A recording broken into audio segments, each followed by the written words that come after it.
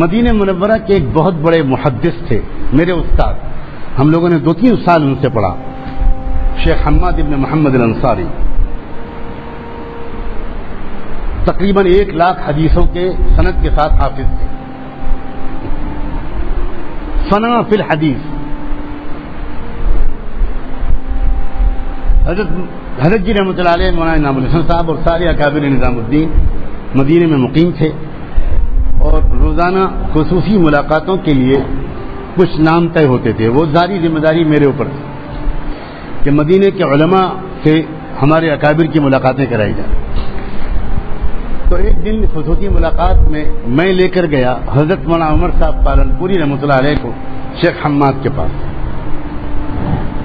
شیخ حماد بہت بڑے محدث تھے، بڑے عالم تھے، مگر ہماری اس محنت کے بارے میں ان کو بہت اشکالات تھے۔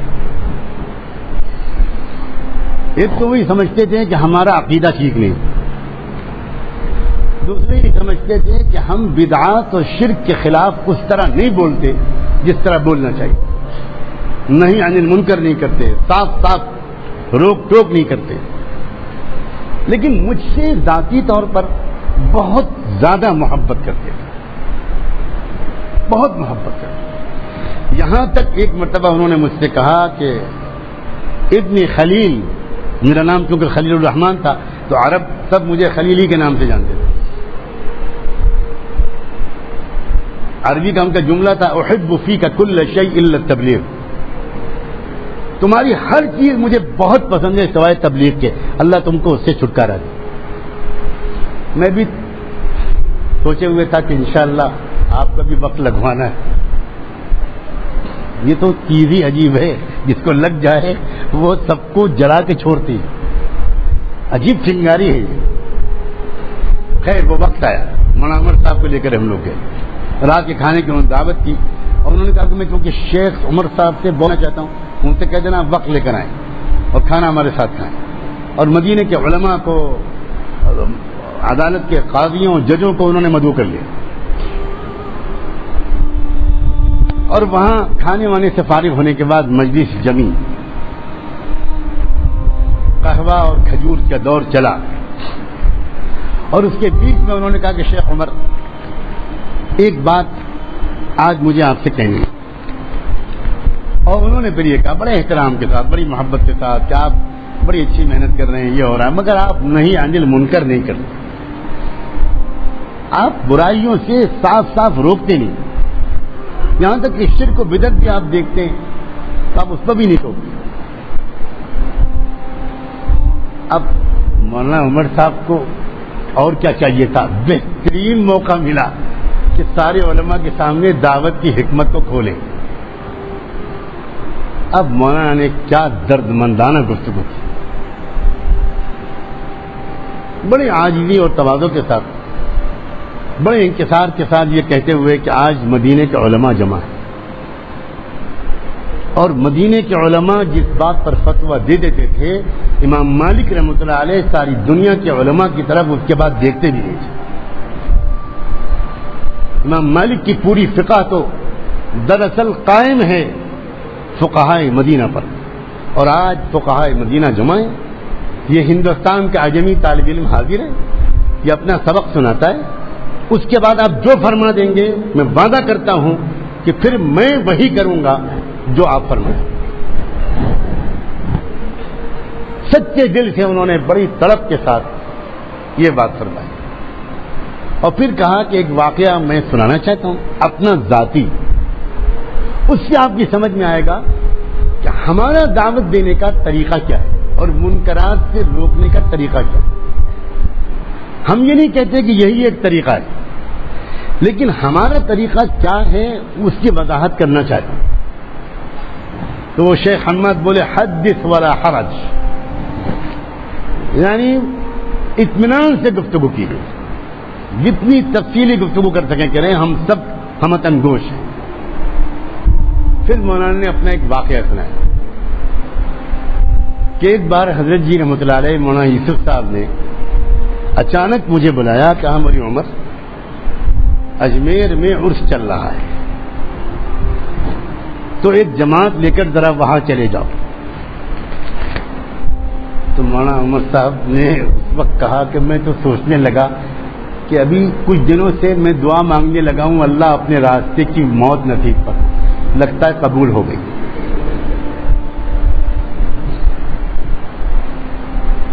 کوئی قبولیت کی گھڑی تھی اور میرا ٹکٹ تو کٹ گیا۔ حضرت جی کچھ عذر کرنا چاہا، حضرت نے کچھ نہیں سنا، خوب ترغیب دے کر اور فرمایا کہ نہیں جاؤ، فرض ہے ہمارا۔ اللہ خیر فرمائے، وصیت کی گھر والوں سے، کہاں سنا معاف کرایا، اور بسم اللہ مجرہا و مرساہا، روانہ ہو گئے۔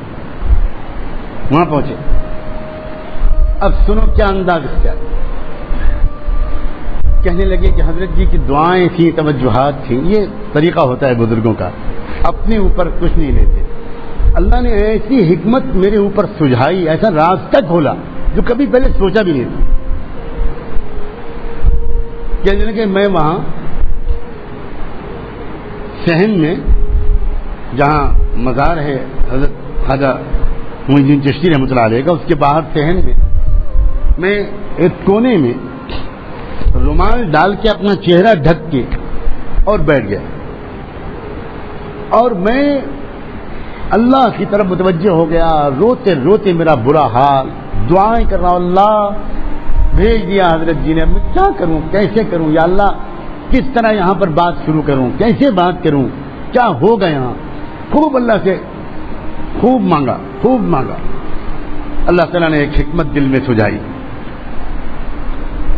کہنے لگے میں ایک دم سے میں نے اپنا رومال ہٹایا اور اٹھا، اور روتے روتے میری آنکھیں لال ہو چکی تھی، اور میں نے زور سے نعرہ لگایا، جو خواجہ کی ولایت کا قائل ہو آگے آ جائے، جو خواجہ کی ولایت کا قائل ہو آگے آ جائے، جو خواجہ کی ولایت کا قائل نہ ہو باہر نکل جائے۔ سب لوگ سمجھے کوئی بہت بڑا پیر ہے، اس مرتبہ کا آنا وصول، اللہ جی نے بغداد شریف سے آیا ہے کہ کہاں سے آیا ہے، یہ کوئی بہت بڑا پیر ہے۔ اور پھر میں بیٹھ گیا نعرہ لگا کے، اور پھر تھوڑی دیر کے بعد پھر اسی طرح میں نے نعرے لگائے، اور میں نے جب دوبارہ دیکھا تو پتہ چلا 50-60 لوگ بیٹھے اور باقی لوگ کھڑے، پھر لگے۔ اور اس کے بعد پھر میں نے اس کے بعد لوگوں سے کہا، او خواجہ کے چاہنے والوں، ایک بات بتاؤ، خواجہ کا نام نامی اس میں گرامی کیا تھا؟ بڑے جلال کے ساتھ، جلال کے ساتھ بولنا یہ علامت ہے پہنچے ہوئے ہونے کی۔ جتنی زور سے ڈانٹو گے سمجھیں گے پیر صاحب اتنے ہی بڑے گے، اور جتنے اکرام سے بولو گے، اخلاق سے بولو گے، نہیں یہ بیچارہ زید عمر بکر ہے۔ یہ سب بزنس کے سیکرٹس ہیں۔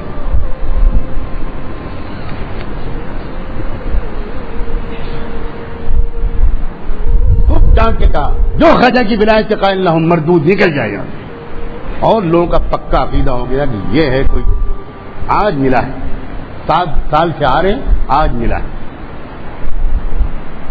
سب رونے لگے، ان کو عجیب حال ہو گیا۔ نام بتاؤ خواجہ، کسی کو نہیں معلوم، زیادہ سے زیادہ غریب نواز، تو یہ نام تو نہیں تھا۔ نام کیا ہے تم کو بھی نہیں معلوم، تم کو بھی نہیں معلوم، تم کو لا حول ولا قوت الا باللہ، تم کیسے خواجہ کے چاہنے والے ہو؟ سب گھبرا گئے کہ دیکھ بھی بیکار، کھچڑا بھی گیا، اور اتنی دفعہ آئے پیسہ خرچ ہوا وہ بھی گیا، نام ہی نہیں معلوم، کیونکہ نام وام تو کوئی بتاتے نہیں۔ کس شہر میں پیدا ہوئے تھے خواجہ صاحب؟ نام نہیں معلوم، تو یہ کیا معلوم ہوگا؟ اچھا کس ملک میں پیدا ہوئے تھے؟ یہ بھی نہیں معلوم۔ یہاں کیوں آئے تھے؟ یہ بھی نہیں معلوم۔ اب کہنے میں نے بس کس کے ڈانٹا، بغیر تو شرم نہیں آتی، کیا قبول کریں گے خواجہ تمہاری زیارت؟ کچھ خبر نہیں ہے تم کو۔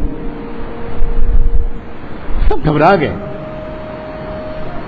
اس کے بعد میں نے کہا جو خواجہ کو جاننا چاہے، جو خواجہ سے اپنے لو لگانا چاہے، محبت کرنا چاہے، خواجہ کے سکھائے ہوئے راستے پر چلنا چاہے، ہمارے ساتھ رہو کچھ دن، ہم بتائیں گے خواجہ کون تھے۔ سمجھ گئے؟ ہو گئی تشکیل۔ نہ نام تبلیغ کا آیا، نہ دعوت کا آیا، نہ تے نہ دال، نہ گشت کی گاف، کچھ نہیں۔ اب تیار ہوں گا، ہاں ہم بھی چلیں گے، ہم بھی چلیں گے، ہم بھی رہیں گے، بتائیے صاحب۔ اور ایک 8 10 15 آدمی تیار ہو۔ تو انہوں نے کہا بھائی یہاں تو ہے بہت بھیڑ، ہر وقت آ رہے ہیں، سکون سے بات ہی نہیں کر پائیں گے، اب کوئی اور مسجد بتاؤ چلے وہاں۔ ان کا ہم لے چلتے ہیں، آپ چلیے وہاں۔ اب تھوڑی دور پر ایک مسجد تھی، وہاں پہنچ گئی جماعت، کسی کو پتہ نہیں یہ تبلیغی جماعت والے سب باہر تھے۔ اب وہاں ہم نے نہ فضائل کی کتاب کھولی، نہ گشت کا گاف بولا، یہ علماء سے سنا رہے کارگزاری مناور تھا۔ ہم نے وہاں پر خواجہ کی تاریخ اور سوانح سنانی شروع کی، بیان کرنا شروع کیا۔ معین الدین نام تھا، سجستان کے رہنے والے تھے، افغانستان کے علاقے کے تھے، ان کے والد کا یہ نام تھا، ان کے دادا کا یہ نام تھا، ان کے شیخ کا استاد کا یہ نام تھا، ان کے شیخ کا یہ نام تھا۔ ان کو اس طرح حکم دیا گیا کہ سرزمین ہندوستان میں جا کر توحید پھیلاؤ، اللہ کے بندوں کو دعوت دو کلمے کی۔ وہ اس حکم پر آئے اور پھر یہ قربانیاں دیں، پھر یہ قربانیاں دیں۔ پھر پرتھوی راج چوہان، اس نے اس طرح ستانے کی کوشش کی، اس طرح توہین کی، اس طرح کیا۔ پورا واقعہ ان کی جو صحیح تاریخ تھی وہ سنائی، اور سناتے رہے اور کہنے لگے میں نے کئی دن تک تو پہلا نمبر ہی بیان کیا۔ سمجھ گئے ہوں گے آپ کہ خواجہ نے یہ سکھایا، لا الہ الا اللہ سکھایا، اس ملک میں کلمہ انہوں نے پھیلایا، محمد الرسول اللہ انہوں نے سکھایا، یہ خواجہ کے ذریعے سے اس ملک کے اندر یہ کلمہ آیا۔ اور اس کے بعد میں نے دوسرے تیسرے دن چوتھے دن پھر میں نے خواجہ نے اس ملک میں نماز سکھائی، خواجہ نے نماز پھیلائی، پھر نماز کے فضائل، نماز کے مسائل، نماز کا طریقہ، نماز کے مسائل، نماز پر ملنے والا اجر، نماز کیسے پڑھی جائے، خوب جم کر خواجہ اس طرح نماز پڑھتے تھے، پڑھو نماز۔ اب سب اچھی سے اچھی نماز پڑھنے لگے۔ اب میں سوچنے لگا اللہ کب تک یہ راز چھپا رہے گا، یہاں تک کہ میں نے پورے 40 دن ان کے گزروا دیے 6 نمبر سکھانے میں، اور یہی بتا کر کہ خواجہ نے یہ سکھایا، خواجہ نے یہ سکھایا، خواجہ نے یہ سکھایا، خواجہ نے یہ سکھایا۔ اس کے بعد 40 دن کے بعد میں سوچنے لگا کہ ابھی کچھ دن اور زندہ رہنا ہے، اب یہ امانت لے جا کے حضرت جی کو واپس کرو۔ واپس آئی جماعت، نظام الدین مرکز میں سیدھے نہیں گئے، درگاہ کے پاس کہیں ٹھہرے اور پھر جا کر حضرت کے پاس کہا کہ حضرت یہ سب کارگزاری سنائی اور کہا اتنا ہو گیا، اللہ کا بہت کرم، لیکن ابھی ان کو اور آگے کچھ نہیں پتا ہوگا تو پھر کیا ہوگا یہ مجھے نہیں پتا، لیکن ابھی ان کو کچھ نہیں پتا۔ لیکن نماز اچھی ہو گئی، وضو اچھا کرنے لگے، رونے لگے، اخلاق سیکھنے لگے، کایا پلٹ ہو گئی۔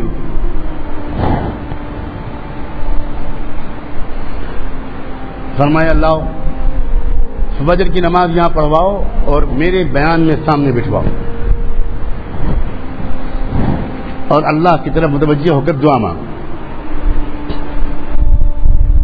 مولانا عمر صاحب نے کہا کہ اب کیا کریں، حضرت جی کا حکم تھا، لائے، بٹھایا اور ان سے کہا کہ دیکھو کوئی بات سمجھ میں نہ آئے تو بولنا مت بیچ میں، بعد میں ہم تم نپٹیں گے نا، ہم لوگ سب خواجہ کے ہیں۔ ہاں مولوی جی بالکل ٹھیک۔ اور اس کے بعد 40 دن گزارنے کے بعد 2-3 دن وہاں رہے اور بہت اچھا وقت گزارا۔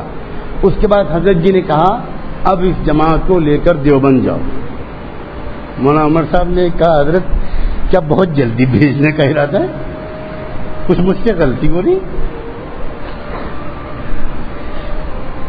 حضرت ابھی کچھ دن اور، فرمایا نہیں ابھی بہت دن رہو گے، جاؤ۔ خود مولانا عمر صاحب نے کارگزاری سنائی، عجیب کارگزاری، اور کہا کہ ہم ان کو لے دیوبند لے گئے، اور دیوبند میں جا کر ہم نے ان سے کہا کہ دیکھو سب سے پہلے ایک کام کرتے ہیں، یہ جو بڑے بڑے درجے ہیں درسگاہیں جہاں یہ سب کتابیں پڑھاتے ہیں، اس لیے کہ جب انہوں نے دیوبند کا نام سنا تو بھڑک گئے، دیوبند جائیں گے وہابیوں کے وہابڑوں کے وہاں جائیں گے ہم؟ تو انہوں نے کہا اچھا کیوں؟ نہ وہ رسول کے گستاخ، نبیوں اور ولیوں کو نہ ماننے والے۔ تو مولانا عمر صاحب کی بات آج تک مجھے یاد ہے کہ میں نے ان سے کہا کہ صدیق اکبر کی زبان سے جملہ نکلا تھا اَيُنْقَصُ الدِّينُ وَأَنَا حَيٌّ، کیا دین میں کمی کی جائے اور میں زندہ رہوں؟ لوگوں، اللہ کے رسول نبیوں اور ولیوں کی شان میں گستاخی کرنے والے دنیا میں زندہ رہیں، دنیا میں گستاخیاں کرتے رہے، ہم لوگ زندہ رہیں، کرو، یا ہم زندہ رہیں گے یا وہ زندہ رہیں۔